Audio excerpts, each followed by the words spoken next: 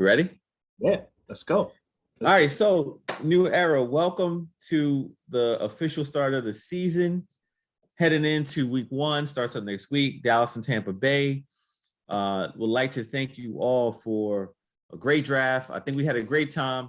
The energy, we were looking to try to get everybody really rolling, but we do know it was later in the night. So, apologies with the time. But overall, I think everybody had a good time. We had those cameos going. I showed you guys the helmets, which again, the decals are coming in soon. We'll get those numbers put on. I would like to also thank everybody for the donations. They go a long way. We, took care of the helmets, the cameos, everything with your help. So really, really appreciate that. Shout out to everybody. For the people that haven't as of yet, again, feel free to, drop the donations. They will be greatly appreciated. And with that being said, we wanted to bring you a quick special. We wanted to show some love to our comrade Raph, who couldn't make it to this show. We definitely miss you, Raph, and we'll get you in there the next time. And wanted to throw it over to my co-host Vern. So there you go, Vern. Fellas. It's good to be back. Everybody had a really good draft. I was pretty impressed overall with the league. The league's getting tougher every year. I say this to AC. Every year the league's getting tougher, and that's because you guys come prepared. So we're really just looking forward to just kind of talking about some of the highlights of the draft, how the teams are really stacking up coming out of the draft. And we think y'all going to enjoy the video. So let's get started, man. So we want to go based off of rankings, how we kind of ranking the teams. Yeah, let's we want to do the power rankings first or the draft recap first? Oh, let's do the draft recap. All right. So Vern, you want to take this one? Yeah, sure, no problem. So all right. We're looking at the fourth round. I think a lot of people made a lot of great picks coming into the fourth. Obviously, it was an obvious pick who the number one pick was going to be in Najee Harris. Then we got Baskin Davis, made a great pick with DJ Metcalf. I think that really strengthened his wide receiver core with Stephon Diggs. We'll talk more about that later. I like your pick with Javonte Williams at the number 3 spot. That was definitely a good pick. Now, Henderson at the time at the number 4 spot looked like a good pick. Some things kind of changed there with Sony Michel coming over. So it's like, maybe there's a little slippage there. But the number 5 pick, Plunker did a solid job getting Justin Jefferson. I think a big season is coming up for him. Mike Davis, a little controversial, but I like the pick. I feel like in Atlanta, that offense, he's going to get work. It's they're going to score points. Even if it's junk time, Mike Davis will be a part of that, even out of the passing game. Surprisingly, number 7, he made it all the way down to number 7, A.J. Brown. I think that's a really sneaky pick. And then Terry McLaurin, Chris Carson, James Robinson to finish up the 4th round. And James Robinson being the last pick in the 4th round, considering what happened with Etienne kind of last minute as we get ready to do the draft, I think that's a great pick for Ricky to really solidify his running back core. So that kind of goes over the 4th round. I thought everybody pretty much did a very solid job considering the information that they had. Any thoughts about the 4th round? No, not exactly. I think that, it's hard to talk about it without getting looking at your own personal team. Mm-hmm. So I would just say for me, the shocker was really Brett getting DK Metcalf. When you think about it, it's not really a shocker because the dude's probably the highest rated, receiver on the board at that point. And I think that set the overall mood for Brett, where I think his point was to just come out and just conquer the draft. And I think that he did. I think that set the tone for what he was going to do. Little did we know as he was making the pick where he was going with it. But I think the balance of his draft, I got to say that Brett, he killed the draft. Like, he did awesome. He really did. So great lead off, surprising me, but I was thankful because I was able to get Javonte. And beyond that, I think everybody else, they did good. I really don't see an issue with any of these picks, maybe the order of them. If you want to have a debate, I guess, but overall, it looks like everybody that should have been picked in the 4th went in the 4th. So good round for everybody. Yeah, I totally agree. And we're not going to go through all 18 rounds. It's not what we're going to do. We'll probably take this about no more than 7 rounds, maybe the 8th round deep. And then maybe from there, we're just going to pick out certain guys that stood out to us. So just kind of going into the 5th round, first pick, Kareem Hunt. filling back in. Marv on the turnaround gets Keenan Allen. Ricky kind of comes up a little bit and grabs Kyle Pitts. I grabbed Mike Evans there at the 4th pick in the 5th round. Draft pick Kyle Pitts. Yes. Right. So when I pick Kyle Pitts, I come and pick Mike Evans. And then Gene takes Allen Robinson. Amari Cooper follows that by Plunkett. Romel gets Tyler Lockett. Interesting pick. And then you come in with Brandon Ayuk. I kind of like that pick based off of what I was seeing from Ayuk and this 49ers offense. Baskin Dobbins, as you mentioned, he's killing the draft, man. Robert Woods, with that offense, I think that was a very solid pick. And then Jerm Joy takes Trey Sermon to finish out the round 5. So anything you see there that you like, dislike, stood out to you? Yeah, round 5 always gets kind of curious because it's the meeting of, all right, who's left now that can still have an impact on my team versus, okay, what do I actually need? So, you always want to draft just for the talented players, but it really starts to get thin. And then it starts to become, well, if I miss out on this from whatever I didn't do in the 4th round, will I be able to get that later on? So I think that you sort of see that in these picks. So I think with Ricky, it's like, look, I need to get, a running back on my team, keep solidifying the running backs because we said he had the wide receivers on lock. The question is, does Kareem Hunt, for what you need him to be, which is a flex and then maybe a fill-in on some weeks, is he going to give you enough? And I feel like Cleveland's really circumstantial. It just depends on the flow of the game and what they're doing. The dude definitely has usage. It's just, how is that going to play out? But either way, he's a pick that when you start looking at the line of running backs, it's like, well, how many good quality running backs are left? So I think Ricky had to take that guy while he could, because Hunt, I doubt he would be there at the end of the 6th. Yeah. Keenan Allen, typical, Marvin pick, meaning solid guy. Marvin's not going to waste these picks. So he did his thing right there. Kyle Pitts, I look at it like somebody had to take the chance. Raph wanted to take the chance. And so there you go. I mean, the talent is there, but we got to remember he's still a rookie. He still has to come out and learn the NFL game. We'll see what he can do. What he can do. If he comes out on fire, then Raph got a winner. If not, we're all going to be like, well, that's about right. It's going to take him some time. Evans, and again, this is going to be a personal one. Just Tampa Bay right now. They have a lot going on with their whole lineup. So the weeks that it's Mike Evans weeks, he's going to ball out of control. The weeks where it's somebody else's week, who knows? Robinson is like steady Eddie. I think when the rookie takes the reins at QB, Gene's gonna be very happy. Cooper, the argument can be made that CeeDee Lamb is now the guy in Dallas. So, we'll see. We'll see. I mean, I think that it's a quality pick. I think that Cooper is a round 5 talent. It's just, do you want to be the person that rolls the dice? Yeah. Tyler Lockett, in my mind, and you can back check this, he typically has like 2 or 3 games a year where he gets like 40 points. And then the rest of the games, he's like, where is he? Where's Waldo? Ayuk, personally, I like where it's going. I like to sort of roll the dice, see if I can land a quality guy that maybe hasn't blown up yet. And I think that, I'm putting my eggs in his basket, and I hope that it comes through.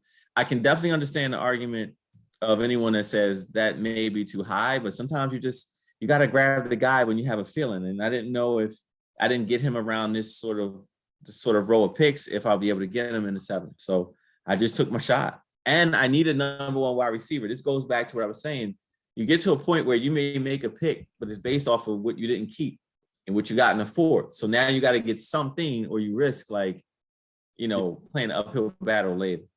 Robert Woods, I think he's going to have a great season. The QB out there in LA now, I mean, Stafford's ready to rock. And I think that Woods is going to do good. Sermon, I get it. Jerm's trying to rebuild. So this pick speaks of, I'm trying to get a guy that's going to help me out in the long term, a building piece. Combine that with A.J. Brown, and I think that Jerm has a great set of keepers for next year. So round 5, I don't think anybody really dropped the ball. I think everybody did what they had to do, but I think it's the shift in ideology of there may be a better player, but I need this. What do you do? So Nah, I totally agree, especially with the wide receivers. You look at that bunch of Mike Evans, Allen Robinson, Amari Cooper, Tyler Lockett, even Ayuk. There's some juggling there of which one could have came before the other, but they're kind of in the same group, in my opinion. So I really don't feel like if Allen Robinson went before Mike Evans or Amari Cooper went before Mike Evans or vice versa, however you want to mix that in, that seemed like the right group. There's question marks there with those guys, but there's also some potential there. And really the only one that really sticks out to me, and this is again just personal opinion, is just Lockett. Lockett is just one of those guys. He's boom or bust. So sometimes, that could be just irritating. So it's like, yeah, nice player, but for my personal preference, I like more of a steady Eddie. And so kind of looking at that, it's like looking back at the draft, I could say like within that moment in the 5th round, I was looking at Allen Robinson, Amari Cooper, and Mike Evans, and just going like this: which one do I take? Which one do I take? And at the end of the day, I was like, you know what? I'm gonna go with the guy that I feel like is going to score the most touchdowns. That's really the only reason why. Like, I don't feel like one is that much better than the other. I feel like they're all in the same pot. They all got their own issues. So I think solid. But I will say, I think that the Robert Woods pick, being that he was in the same bunch and he went later, makes him a value pick. So that takes us into the 6th round. 6th round, I come back and I get Mark Andrews. Baskin Robbins immediately pounces on QB. He gets Josh Allen. You come back in, you get Damian Harris. Then followed up, Rommel gets Myles Gaskins. Baskin Robbins again, he has extra picks now. He gets Cooper Kupp. I like that pick. Gene makes a nice savvy pick with Lamar Jackson. Then Jeremy does the smart thing. He kind of gets an assurance policy where he Mostert. We can argue whether that went a little soon or not, but he did solidify that San Francisco running back spot with getting Mostert. And then Baskin Robbins gets Dallas Goedert. Kind of a feel there for what may be going on there in Philly, but still, it's a tight end that has a lot of promise there. And then we see that now there's extra picks for Ricky. So he makes 2 back-to-back picks, Julio Jones and Aaron Rodgers, which I thought were both great picks for the 6th round. So any thoughts on the 6th round? again, now you start to see it. I guess we're not going that deep, but every round sort of has a theme. And there's a certain round where you can tell where a team they now feel like a freedom to do whatever they need to do. I don't think 6th round in this draft we're at that point yet, but I do see some teams that are starting to fill in the blanks with players that will give them an advantage. Yep. So 6th round here, you get Andrews, and again, as an owner who had him when he was busting on the scene, man, I still remember what he could do. In any given game, he can get you 2-3 touchdowns quick. So great pick. It covers you. It covers the back end. Like you can sleep good at night. You have a tight end. Josh Allen, I think he's the king quarterback right now. So, what can you say? Another great pick by Brett. And this is also the round of Brett and Ricky. Yes. I take Harris, and at the time I felt like I was jumping a little high, but I felt like I needed it because I wanted stability at the running back. So far I have Zeke, Swift, Javonte, and now I'm picking Harris. And I feel like Javonte is going to need time to develop. I feel like Swift is forever a thorn in my side, a question mark.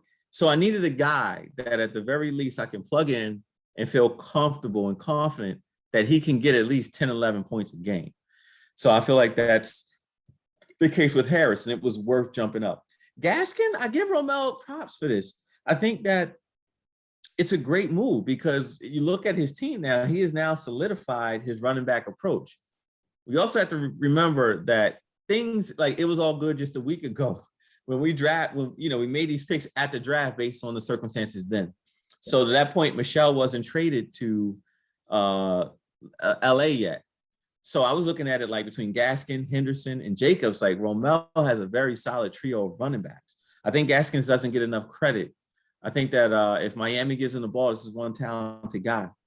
Cooper Kupp, I think we diverge a little bit. I feel like with having Robert Woods, do you need Cooper Kupp right there? I mean, how many Rams do you need in your lineup? I mean, I think it's good, but at the same time, maybe he could go in another direction. But I mean, hey, look, if they all come out like gangbusters, then there you go. Jackson, nothing to be said about Jackson. Great pick by Gene. Mostert, like you said, I get it. Goddard. Now, again, I see what Brett is doing, Philadelphia Eagles fan. But at the same time, I would want to know what's going to happen to Ertz, because they could fall back in the same bin. Ertz didn't just become a piece of trash, and nobody ever said that Ertz wasn't the starter. So, Philly needs people to catch the ball, but I think that getting Goddard in round 6, I mean, yeah, you're hoping for a lot of things to go right. Julio Jones and Aaron Rodgers, there's nothing like familiarity, man, to make a pick and feel good about it. So Ricky had him in another league, and then he had A-Rod last year. So he gets that same kind of A-Rod Adams connection going again. Julio, I think, is being disrespected tremendously this offseason. I think that he will have the ability to come on and be productive for Ricky. New offense, different quarterback, different offensive philosophy, but the player is still the player. And the Titans don't have this rock solid defense. So I can see Tannehill putting that ball in the air. So again, 5th round, you're starting to see sort of a shift in, like, hey, a team saying I can really do what I want to do. I have some freedom, versus some teams saying, look, I'm making this pick to gain an advantage. And then some teams making a pick to keep some kind of level of stability. So that's how I see the 6th round. Yeah, I agree. I think this is kind of where teams start to, really, either gain momentum or lose momentum. And I feel like, this kind of helped solidify what we feel about Brett's team. Was all the picks perfect? No. I think if you look back and he analyzed Cooper Kupp is by himself a great talent, but do you really want to stack that up with Robert Woods? Maybe not necessarily. They're both going to be productive, and they both can be productive on the same day versus the same teams. They often are. But I don't know if you're ever going to have in your lineup both of those players. So it's like, yeah, maybe, you go in a different direction. Same thing with Dallas Goedert. I feel like, okay, this is not a bad pick, but could you have gotten Hockenson? Could you waited a little bit and maybe got Logan Thomas? So it could have been better, but it's not bad because he got an uber pick in Josh Allen. Now, if you really want to ask my opinion, who I feel like did the best and really separated themselves, it was actually Ricky. At the back end of the 6th round, to get Aaron Rodgers, who's motivated, and we saw what he did last year. I don't think Aaron Rodgers is going to be any less productive than he was last year. So considering that type of Aaron Rodgers, an MVP Aaron Rodgers, I think that's a great pick at the end of the 6th round. And the same thing with Julio Jones.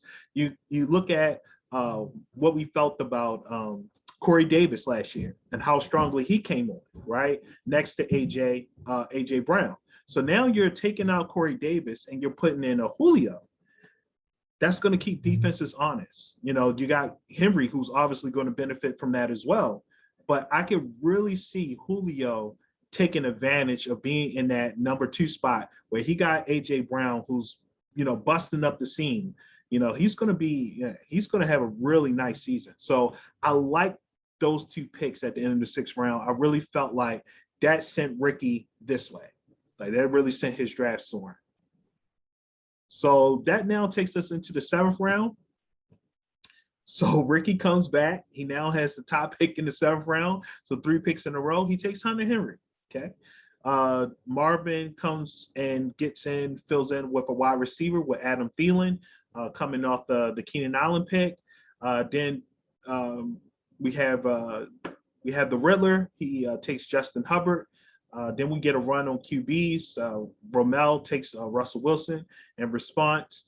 Then Gene takes TJ Hockenson. Love that pick. We have Plunk, who takes Chris Godwin. Rommel takes Kenyon Drake. Interesting pick. You take Chase Claypool. I love that pick. Riddler, actually. So Raph takes Michael Carter. And then I end the round with Jamar Chase. So 7th round.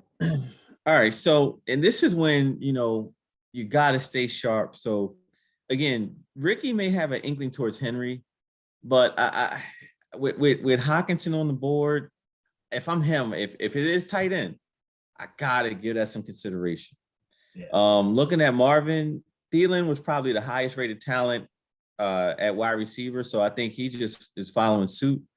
Raf made a great pick with Herbert, because if you missed out on the earlier running QBs, to get Herbert is not a bad consolation.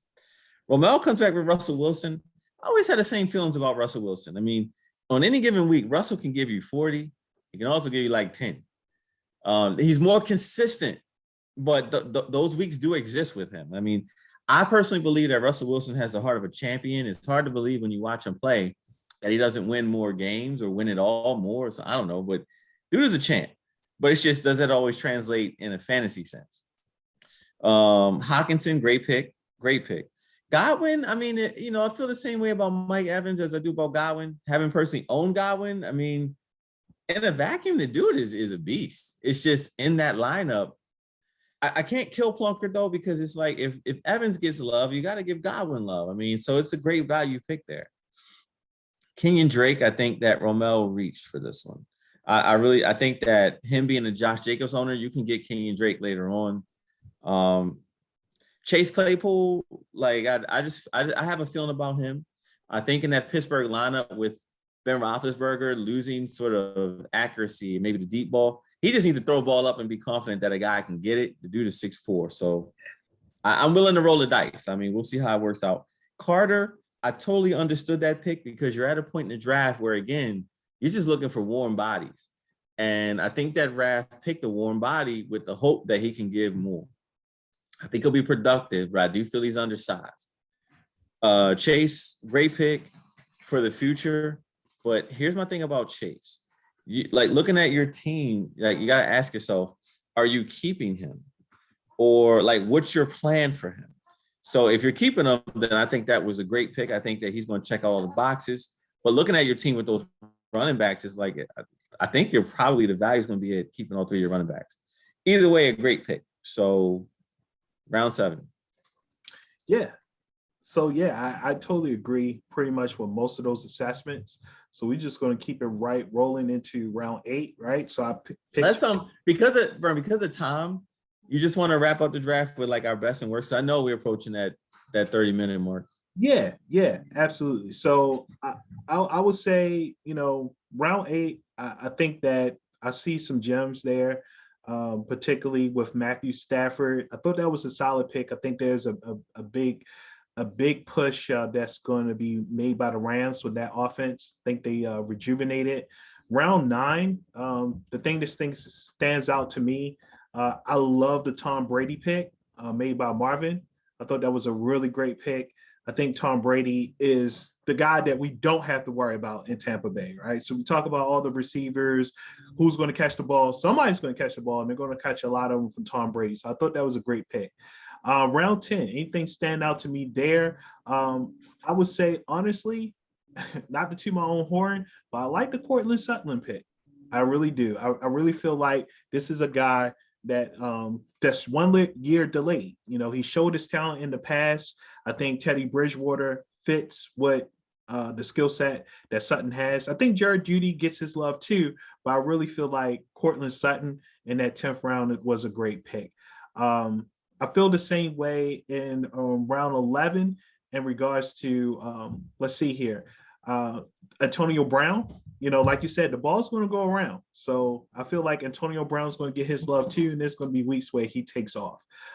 Same thing with Marcus Callaway. Anybody that's been watching the preseason knows that Callaway's been going off. But if you really took a look at that 11th round, really, you can make an argument for Corey Davis as well as Jalen Waddle. Right. So the 11th round really had a lot of great picks at that bottom end. So those were some of the standouts to me as far as the draft is concerned. All right. I mean, I guess if just real quick, I'll try to do 30 seconds looking at the rest of it. Like, my, oh my, how Gus Edwards looks like. Brett, great job drafting your backup. Yeah. Save the bacon right there. Yeah. Irv Smith. I thought that was a great pick by Marvin. I had him on a lot of my boards. Joe Burrow, great pick in round 13.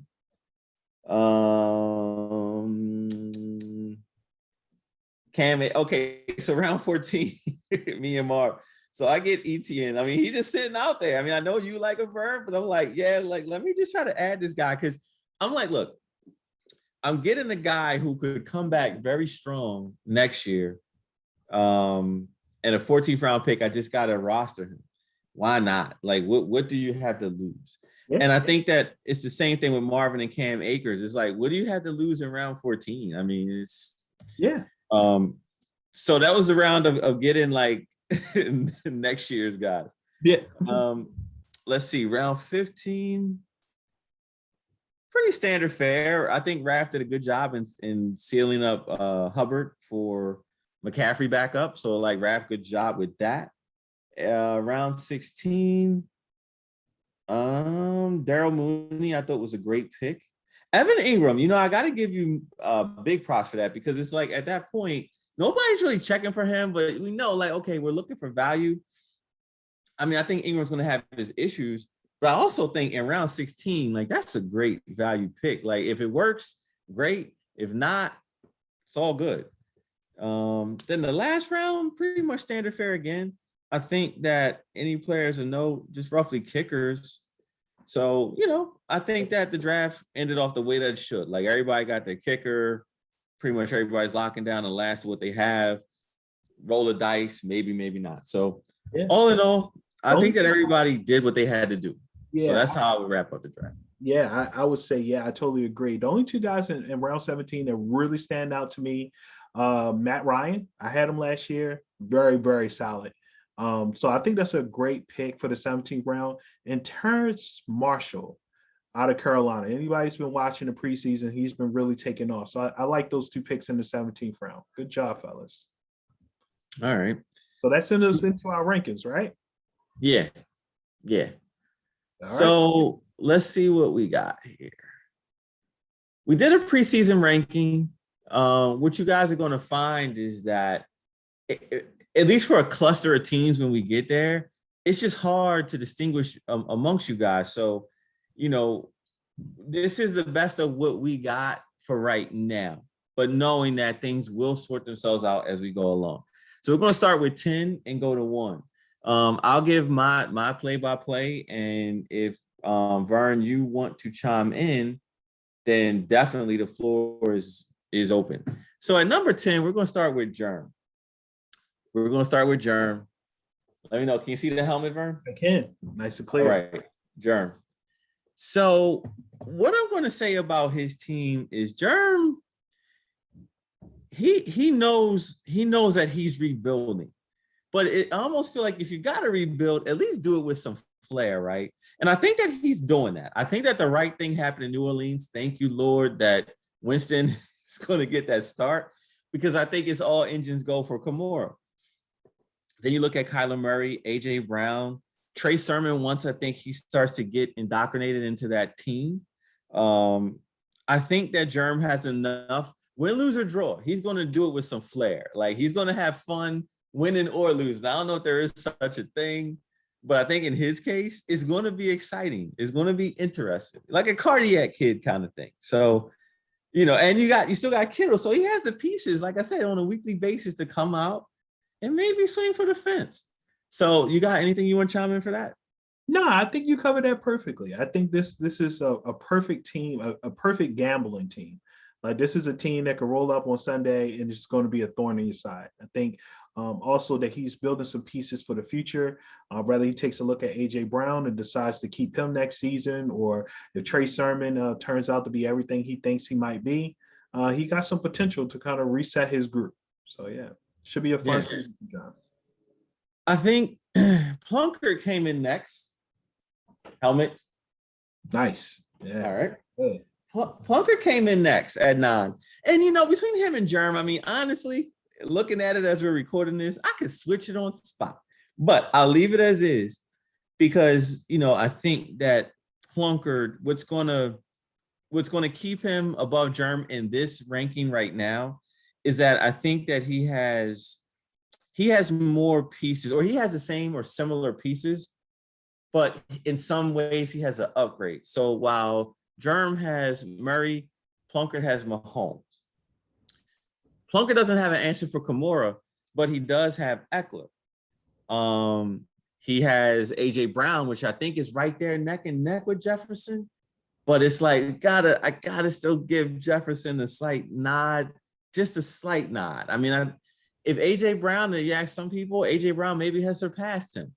But I just think Jefferson in that Minnesota offense, and only in that Minnesota offense, can have a higher ceiling than AJ Brown, if that makes any sense. I just think that they're going to come to Jefferson with that rock, and the dude is going to convert. So maybe just a slight nod. And coming back with Amari Cooper, Germ has Kittle, Plunkett has Travis Kelce. Who would you rather have? And we all love Kittle, but we know that Kelce, when Kelce is right, I mean, Kelce can give you 1,300 yards. The Chris Godwin thing, for your flex, I can't be mad at that.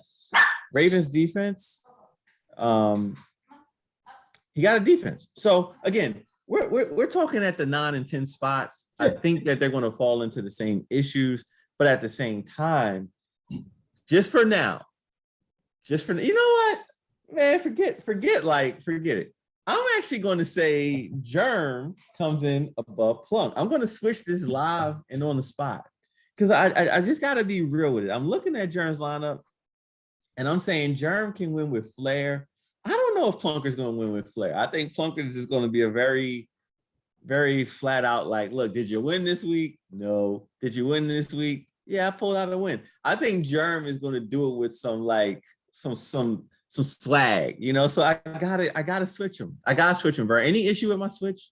I don't have an issue with your switch. And the only reason why I don't have an issue with the switch is because I think coming from last year into this year with the trades that Plunkett made, I was looking for Plunkett to kind of really take a step forward. And so when I look at his squad, what I feel like is that for Germ, it's like Germ is rebuilding. He knows that he's rebuilding. And he's just going to have fun with it because he got all these new toys that he can play with. Whereas like Plunkett had more of this team where it's like, okay, if you come in and do your thing at the draft, you can really make a push for the playoffs and see what you can do. And I just feel like his team is going to be annoying him. Like Zach Moss, Devin Singletary, even like Godwin, like when he's not getting the rock and it's going to Antonio Browns or whoever else, like Plunkett, it could be in for a very annoying season. And I know, I don't know, I'm sure all of us have had one of those seasons, but it's hard to get through 13 weeks with guys where you're just annoyed. Like every week, you're looking for them to do something and they're just coming up short. So I feel like I don't have a problem with that, with moving him to the 10th spot, because I feel like there's just less pop there. You know? I think that, like, as I'm, and guys, forgive me for babbling a little bit, but as I'm getting sharper in my thoughts on these two, I feel like looking at Germ's squad, I think the difference is the collection of running backs. Like, okay, if I got to play you this week, on any given week, I think Murray can outdo Mahomes. Not every week, but on any given week. On any given week, Kittle could outdo Kelce. So in a way, Germ has a puncher's chance. But what separates him, because, Jefferson and AJ Brown, again, I can't sit here and realistically say that they're far apart. Because they're not. Like, AJ Brown is here. He's here and he's a problem. But okay, they wash each other out. So far we have a series of like washouts. But what I think separates Germ is his tandem of running backs between Kimura and Mostert, or when Mostert, if he has to take a seat, Trey Sermon. And I think that he has more horsepower. And we're talking in this lane, man. We're talking on the turnpike, first lane on the turnpike. That's going to be a theme all year, where Plunkett is driving a Honda Accord, and Germ, he has like a Toyota Camry. So it's like, or vice versa, or however you want it. Maybe Germ has a coupe, the Honda Coupe. I don't know. Germ pulls ahead because of those running backs. That's how I see it. So I got to give Germ the nod at nod. Nah, yeah, you're absolutely right. I mean, I had Raheem Mostert, and really the only thing that stopped him from being productive was injuries. When Raheem Mostert was healthy, he's a 20-point guy easily. Like that offense, for where San Francisco runs the ball, you throw in Jeff Wilson, you throw in Tevin Coleman, whoever you want to throw in there, and those dudes will end up with 20 points at the end of the day. So to me, it's like, whether it's Raheem Mostert or when that transitions over to Trey Sermon, you're going to get a 20-point guy to go with what you're going to get with Kamara, who's now in a better situation with Winston. So I just feel like Jerm is just going to have more fun with this team. Yeah. He's not Yeah. going to. If you got Zach Moss and Singletary, you're going to be annoyed. Like, I'll be annoyed. So, yeah, it is what it is. But Punker will be all right. So the official take, just so we're clear, Plunk at 10, Germ at 9. Coming in at 8, I'm going to go with Romel. See the helmet? Yeah. All right, Romel. So at the draft, Henderson was looking like a great pick. And like I said, Gaskin, great trio of running backs. I don't think that Sony Michel is just going to come there and render Henderson useless, but that is something that you now have to think about. Looking at Romel's total lineup, though, I mean, I think Judy may surprise all of us, really. I think he may do better than what we even think, especially with Teddy Bridgewater there. But overall, I see enough for Romel to be a competitor. I see enough for him to say, okay, I got 9 guys. I just don't know if I see enough to say, look, these 9 guys can trump the other, people that are coming in on the power rankings. I mean, I think that, Russell Wilson is a boomer bust guy, in my opinion. Again, heart of a champion, but just on a weekly basis, you don't know really how it's going to look, but you know that you have a chance like every week. So, and maybe boomer bust is too strong. I just think Russell Wilson, he has a steady floor, but you could get much, much more. It just depends on where it's going that week. Jacobs, I think that, 3 seasons in now, he has, or at least 2 seasons now coming into his third, we're now starting to question, like, what does this do really? Is he just, give me the carries, not really going to get those looks out of the backfield via the pass, Kenyon Drake? Or is he, this 3-down guy? I think he's more of, he's going to get the early down work. I don't know if you want that to be your number one. Again, Henderson could be a headache. Gaskin, talented, but Dolphins. Now, I know it's a new day in Miami, but I would want to know that he's going to get that rock at the running back. Hopefully, they're not playing around and give him the ball. Lockett now is your boomer bust guy. We'll see on a weekly basis. Again, look it up. I'll put like money on it. This guy typically has 2 or 3 big games a year. The rest is like you take what you can take. I don't know if they're playing Dallas this year. Let me put it like that. So you might want to scratch off one of those. And Darren Waller, you can't go wrong with that. Great pick. Mel, like we said on the keeper show, great set of keepers. He made no errors. And I think in the draft, I give Mel a lot of credit because he came out to get the prototypical lineup that you want. He tried his best to do that. I just think at a few positions, he's not getting the optimal players for those positions, but he definitely knew what he wanted, and it reflects in his draft, or in his overall team makeup. Anything with that, Vern? Yeah, I feel like, well, one, kudos to him for being able to get Sony Michel. It's like, hey, look, we all got the news. Now, of course, I couldn't get him because I had the last waiver pick, but he didn't have the first waiver pick, and he was able to get Sony Michel, which really covers his back end. This Darrell Henderson thing falls off, he has the guy. So that's great for him. I don't think Darrell Henderson falls off. I think he still has a role. The thing is for me, really, with his team, I feel like, as you mentioned, and so we'll keep it short, that he had a theme, he stuck to it.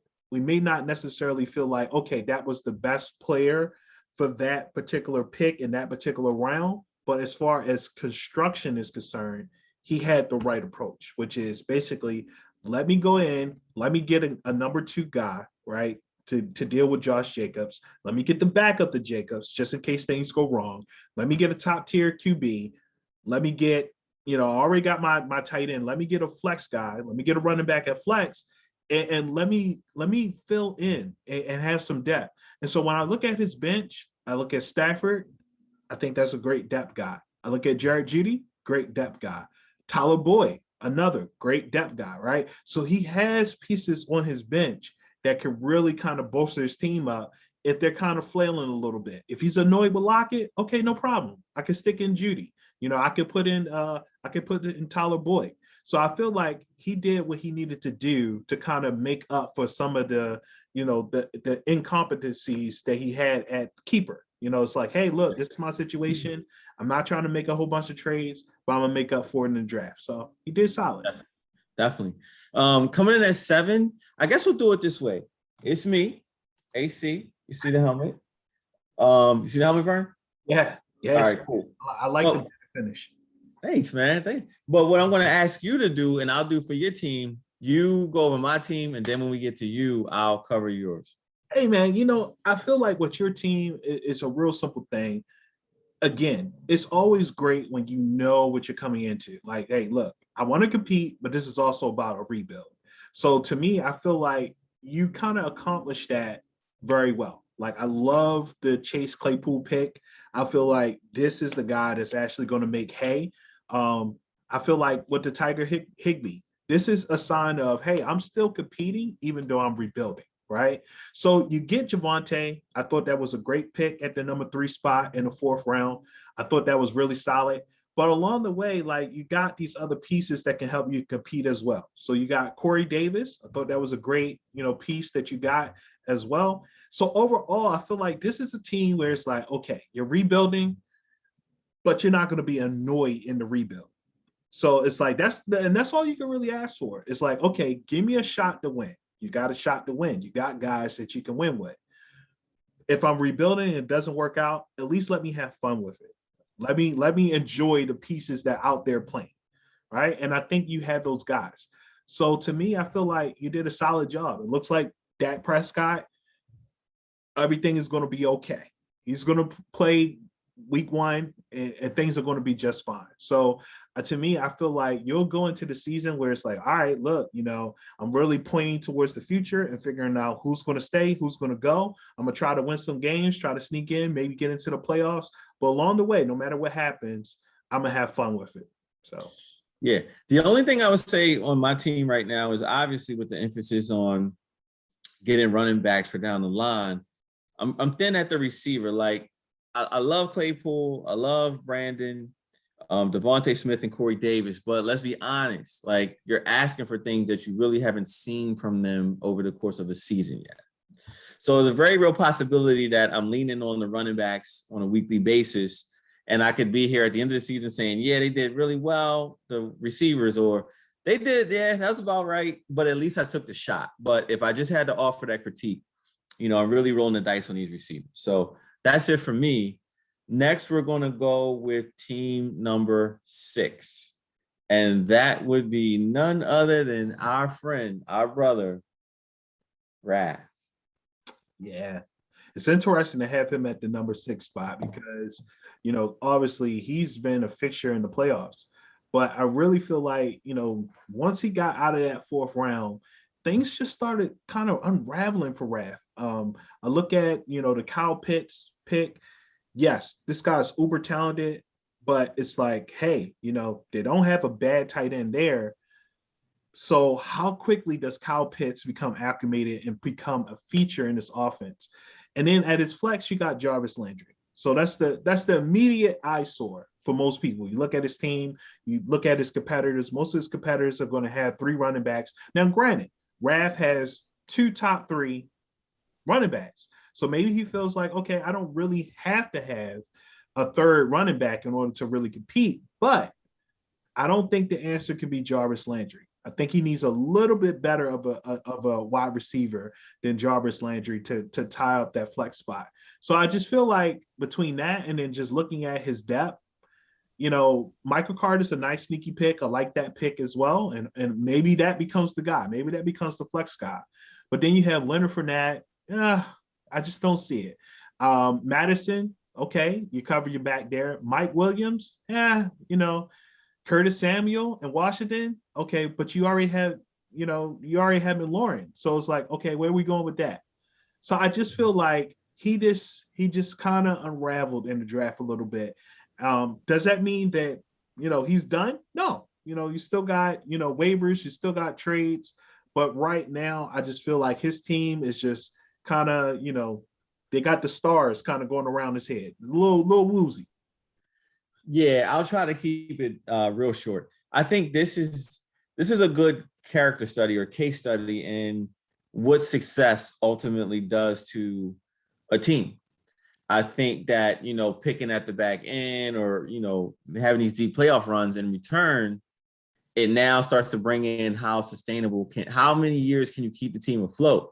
It's like free agency is starting to hit. The people that you draft are starting to go, Jefferson of the world, this and that, the Metcalfs. So can you keep it going year after year after year? That's why I feel like, for the owners that are able to do that and demonstrate that consistency, they should be applauded too. And Raf is no different here, but this is just a year where he got caught up in sort of the wash because, now he's still elite.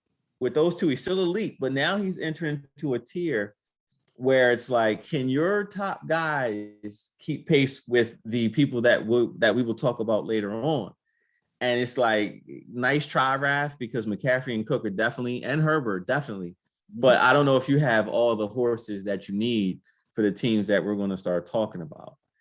So this is a year where I think Raf is, they threw a punch at him and they saw that he started bleeding from the lip. Yeah. So, our team's going to pounce or not? We'll see.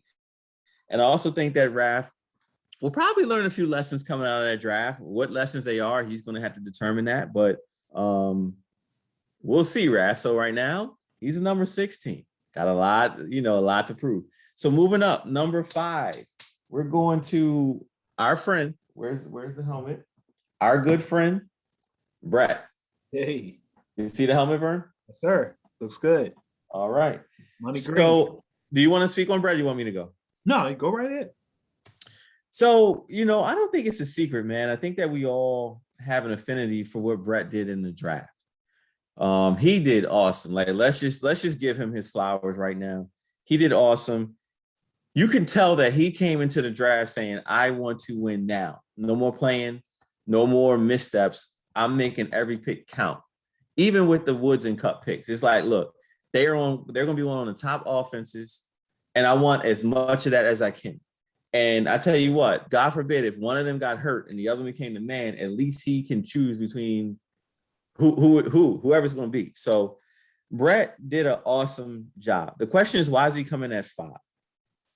Unfortunately, he sustained an injury with Dobbins, but at the same time, he has Gus Edwards. So another great move by Brett.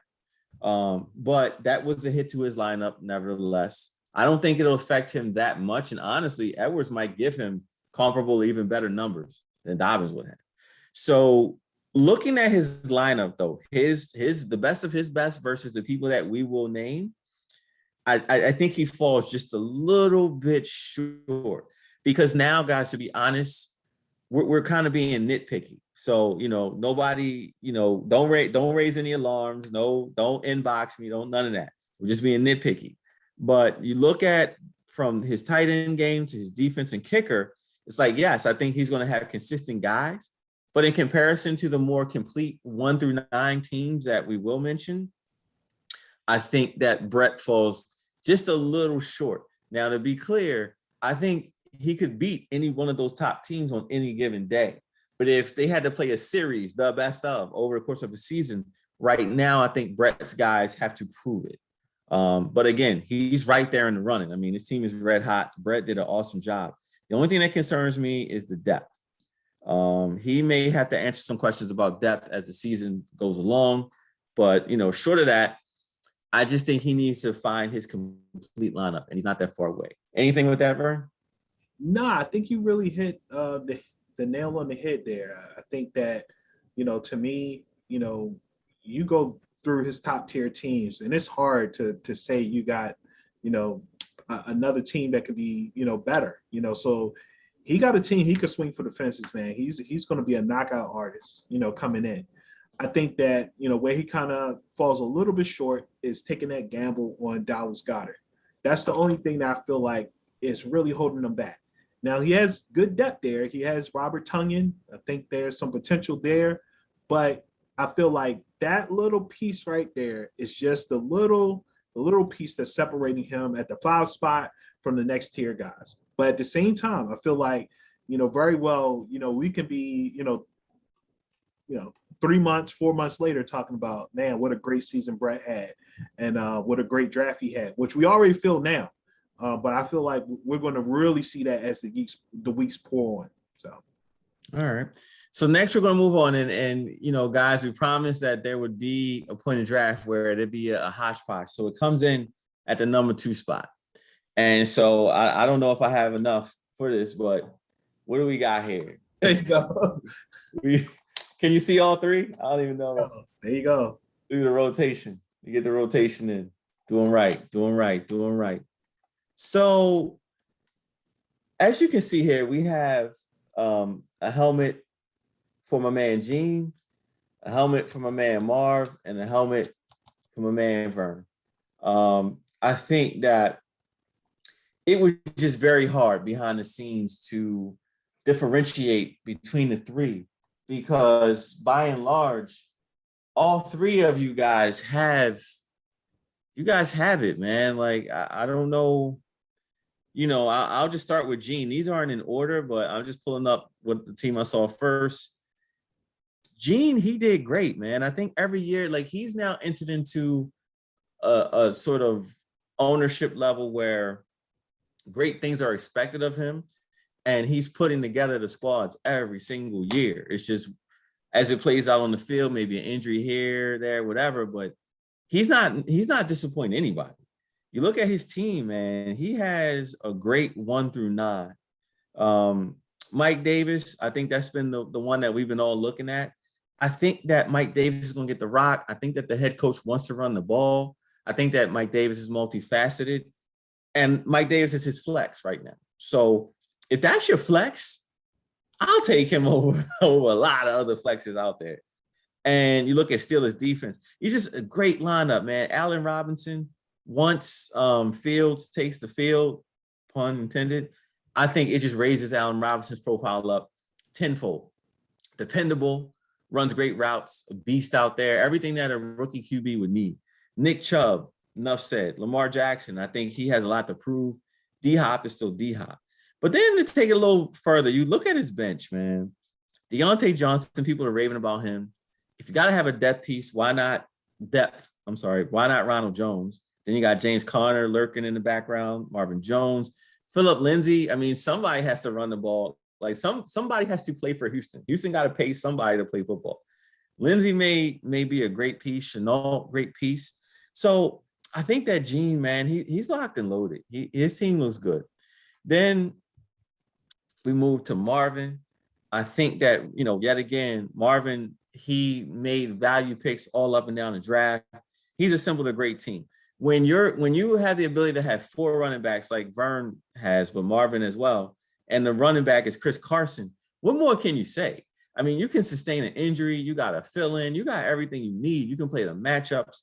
So it's just hard in a league where it's hard to even get 2 running backs. As we discussed sort of at the end of the draft, this brother has 4. Irv Smith, great pick. Russell Gage off the waivers. I saw that. Gabriel Davis. I mean, Marvin's just locked and loaded, man. Allen, Thielen. From a PPR standpoint, they're giving you everything you need. So that's Marvin. And again, I hope you guys understand why it's so hard to like differentiate between these 3 teams. They all have a great makeup. They're all sort of locked and loaded. They all have complete 1 through 9s, and they got players on the bench. It's just hard. So you look at Vern, to come to the table with Barkley, Harris, Taylor, and I know I've been giving him grief. Well, not per se Miles the person, but just the Eagles. But if those are your 4, you can do the same thing that Marvin does. You can rotate in and out, play the matchups. You got depth. Then you look at, for better or for worse, Evans and Sutton. The one thing we can't argue is that Evans, when he get in that red zone, yeah, Brady gonna be looking for him. So, and on those days when Evans is just having his day, Burns gonna put up points by the gallons.